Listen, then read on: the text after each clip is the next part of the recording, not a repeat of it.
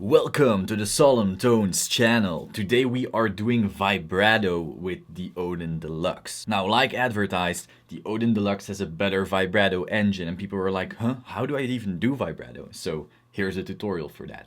Now, I'm in Logic, but this works for any other DAW. It just depends on how your DAW handles automating or modulating or whatever your pitch bend wheel. So let's say you have a MIDI keyboard, right?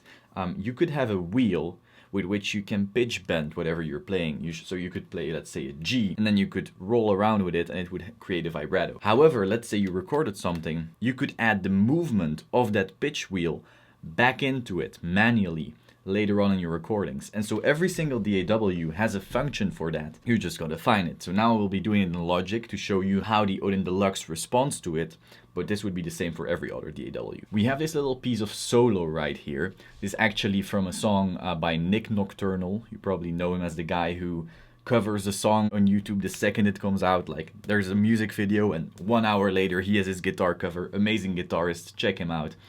So we have this little piece of solo, and I just added a vibrato to a few things. Now, I also actually used that same vibrato technique to detune some pieces of the song in order to have it be more human. Like, no actual player has a solo that's 100% in tune all the time, because as you play fast and so forth, your intonation goes a little whack from time to time. So we added some of that back into it, especially on the longer notes, and then we have some of that subtle vibrato. I didn't go really hardcore on any of this. I mostly just wanted to add some realism to these notes.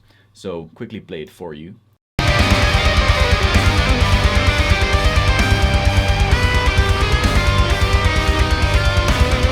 Right, so as you can hear, here we have a solid vibrato, and here we have a more subtle one.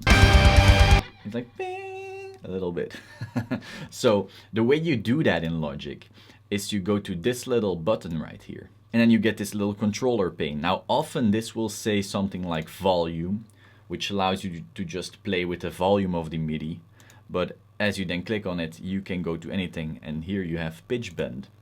So then you will usually have a line. You take your pencil tool, and then you can start drawing your vibrato. So you could do crazy stuff like this. Now, this will never sound super real. You don't want that.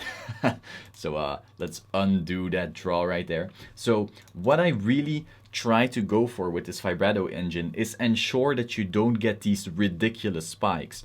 By default, what you would have is you would change it to, let's say, +3, +4, and so forth, and it would just spike all across the map. So you wouldn't be able to very subtly control how much vibrato you add. So if you wanted something really soft like I have here, you couldn't do that. So what we did was we actually changed the relative scale of how fast something changes, and now you have lots of control. You can do these super subtle little vibratos.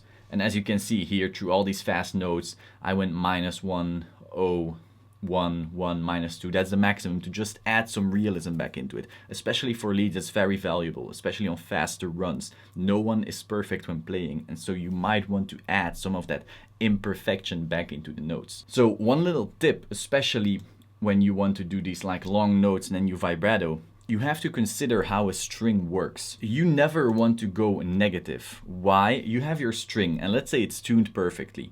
That would mean it's on this scale on 0. It's pitched perfect on 0. You didn't change anything. Now, if you were to draw below that line and go to -2, what you're actually saying is that your note is lowering. But by bending a string, you can never lower it. It can only go up. You can only go +1 semitone, +2 semitones, maybe even +5, and then break the string. But you can't actually bend the string to make it go down in tuning.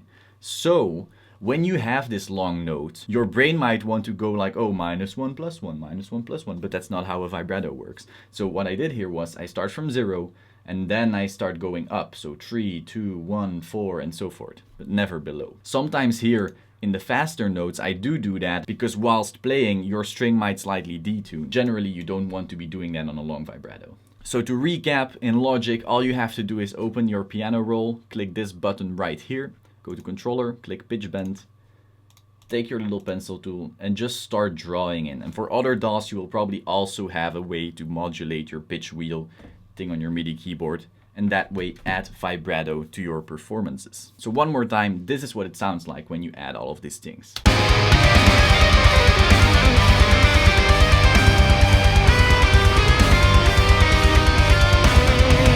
And that last one is a little over the top. I should probably tone that down.